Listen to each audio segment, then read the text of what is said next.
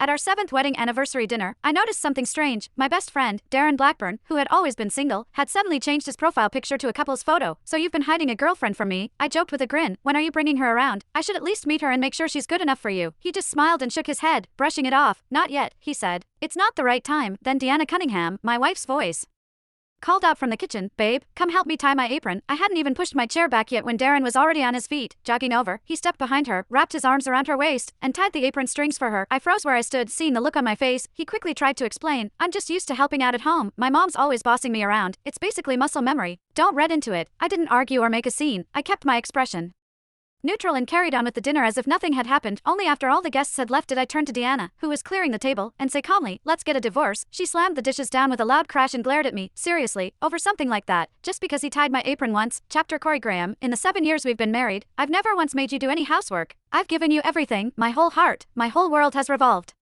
around you, and now, just because of one careless move from your best friend, Darren Blackburn, you're making a scene about divorce? Do you even have a conscience? Deanna Cunningham's eyes were red as she questioned me, as if I'd committed some unforgivable crime. I didn't respond to her directly. Instead, I shifted my gaze to the dining table, to the lemon halibut, the one with only a few scraps left at the bottom. For 7 years, every time we ate, you knew this was my favorite dish you made.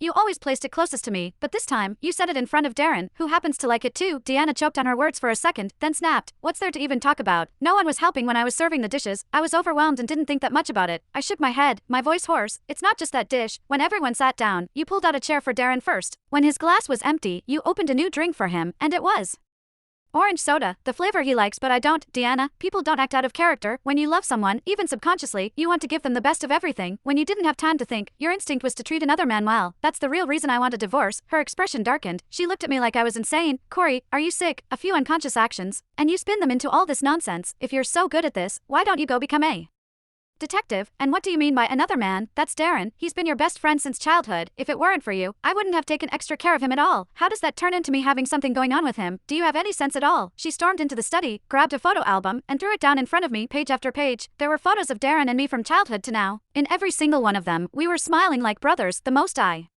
catching ones were from our wedding when Darren stood beside me as my best man. On the stage, he had tears in his eyes as he watched Deanna and me exchange rings, visibly moved. In the next photo, Darren and I were locked in a tight embrace on stage. I looked at those photos, and suddenly let out a delayed, mocking laugh. When we exchanged rings, the direction of his toes was pointed toward you. He wasn't moved by my marriage. He was crying for you. When he hugged me, he was smiling at someone outside the frame. From the angle of the photo, that was you. So 7 years ago, he already had those feelings for you. No wonder he stayed single all this time. What about you? When did it start for you? Deanna took a step back, her face filled with disappointment and anger. "Corey, I thought you were just overthinking things for a moment. I didn't expect you to spiral this far, twisting even the past into something it's not. I must have spoiled you too much."